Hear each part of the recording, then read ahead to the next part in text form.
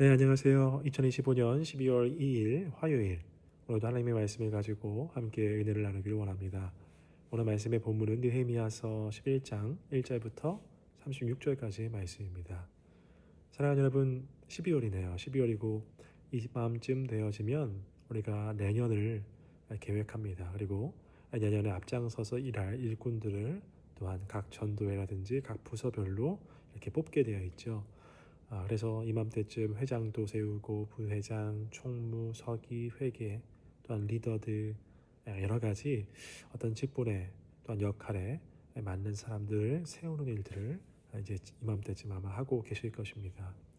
근데 여러분 그런 사람들이 꼭 필요하죠. 이 사람들 즉 공동체를 위해서 또 하나님 나라를 위해서 무엇인가 솔선수범해서 자신의 시간과 자신의 물질을 다른 사람들에 비해서 더 사용해야 하는 사람들, 그 사람들의 섬김과 헌신이 하나님 나라 그리고 교회에 꼭 필요합니다. 그런데 여러분 이것이 쉬운 일이 아니죠. 자신의 것을 사용해서 특별히 자신의 물질과 자신의 시간을 사용한다라는 것, 특별히 내가 그러지 않을 수도 있음에도 불구하고 내가 불편을 감수하면서까지도 무엇을 위해서, 즉 하나님 나라를 위해서 내가 쓴다라는 것은 그렇게 쉬운 일은 아닙니다. 오늘 말씀의 본문에도 보니까요, 이 예루살렘 성벽이 다 완공된 이후에 이 예루살렘이라고 하는 어떤 이스라엘의 수도라고 할 수 있죠. 또한 성전이 있는 곳이라고 할 수 있겠고 상징과도 같은 곳입니다. 그것을 방어하기 위해서 성벽을 이렇게 쌓았지 않습니까? 성전도 이제 지어졌고 성벽도 완공되었고, 그렇다고 한다면 이것을 지키기 위한 사람들이 필요한데 지금 바벨론 포로 생활을 다 마치고 각기 고향으로 돌아가는 사람들이 많았지요. 그렇기 때문에 이 예루살렘에 남아있는 사람들이 그렇게 많지 않았습니다. 하지만 예루살렘은 방금 전에 말씀드렸지만 상징적인 곳이고 또 성전이 있는 곳이고 많은 사람들이 필요로 하는 어떤 도시였습니다. 그래서 유다 다른 지역에서 이 예루살렘으로 누군가가 와서 성전에서 일하기도 하고 또한 이 예루살렘을 방어하기도 하고 이 도시를 도시답게 운영하는 데 있어서 많은 사람들이 필요한 상황이었습니다. 그렇기 때문에 누가 예루살렘에 살 것인가 라고 하는 이슈가 이제 대두되는 것이죠. 그런 상황 가운데에서 누군가가 자발적으로 또한 자원하여서 내가 예루살렘에 살겠다라고 하는 사람들이 필요로 했습니다. 근데 여러분 이것은 단순히 한 도시, 특별히 예루살렘이라고 하니까 수도라고 하니까 가장 큰 도시라고 생각하기 쉽고요. 그렇다 보니까 많은 인프라가 갖춰져 있고 서울과 같은 오늘날의 서울과 같은 곳에서 사는 것 아닌가, 더 좋은 곳에서 사는 것 아닌가라고 생각할 수 있겠지만 여러분 예루살렘 즉 오늘 본문에 나와 있는 이 예루살렘에 산다라는 것은 많은 불편을 감수해야 하고 또한 사명감을 가지고 살아야 하는 어떤 모습이 필요로 했습니다. 이 성전과 또 예루살렘이라고 한 도시를 지키기 위해서 이 예루살렘에 사는 사람들은 방어를 해야 했고요. 또한 이 도시를 다시금 재건하기 위해서 많은 일들을 또한 수행해야 했습니다.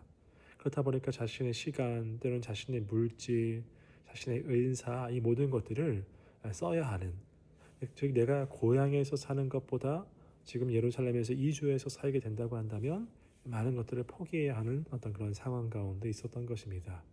자, 이런 상황 가운데서 누가 예루살렘에 갈 것인가? 여러분이라고 한다면 여러분이 이제 바벨론 포로에서 되돌아와서 고향으로 되돌아갔는데 다시 예루살렘에 가야 한다고 한다면 여러분 가실 수 있겠습니까? 쉬운 문제가 아니다라는 겁니다. 하지만 오늘 본문 속에 보니까요, 이 이스라엘의 많은 지도자들과 또한 많은 사람들이 특별히 인도자들, 지도자들이 예루살렘에 내가 살겠다라고 자원하는 모습들을 볼 수가 있습니다. 그들은 어떤 희생, 어떤 자신의 시간과 물질과 은사 그 모든 것들을 써서 사명감을 가지고 이 이스라엘 하나님의 어떤 선택받은 민족, 특별히 하나님의 그 꿈을 위해서 다시금 이 예루살렘을 재건하는 일들을 위해서 내가 쓰임 받기를 원합니다라고 다짐한 사람들입니다.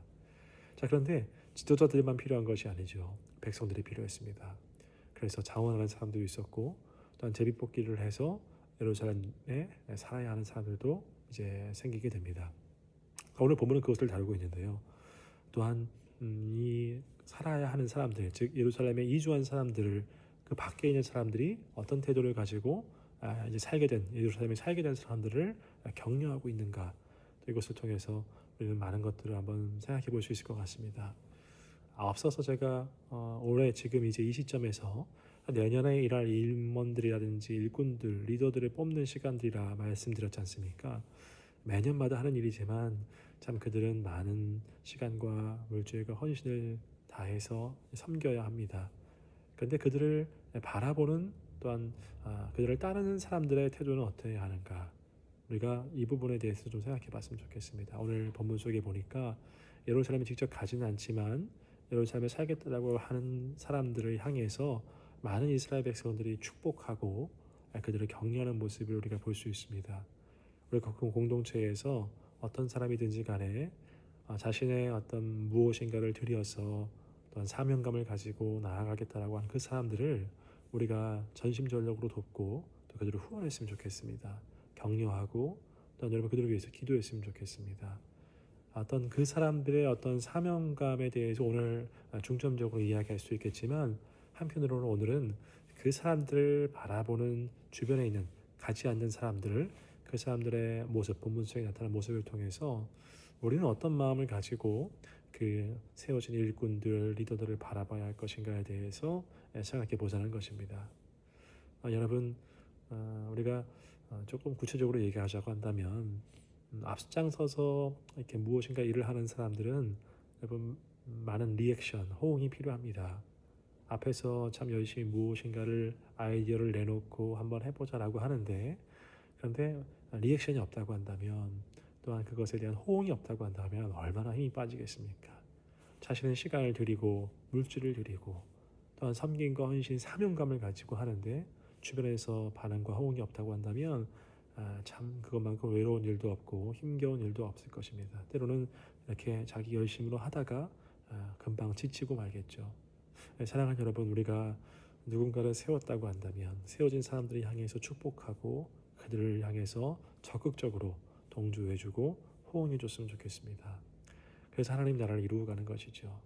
그 일을 직접적으로 맡은 사람들만 일하는 것이 아니라 함께 일하는 것입니다.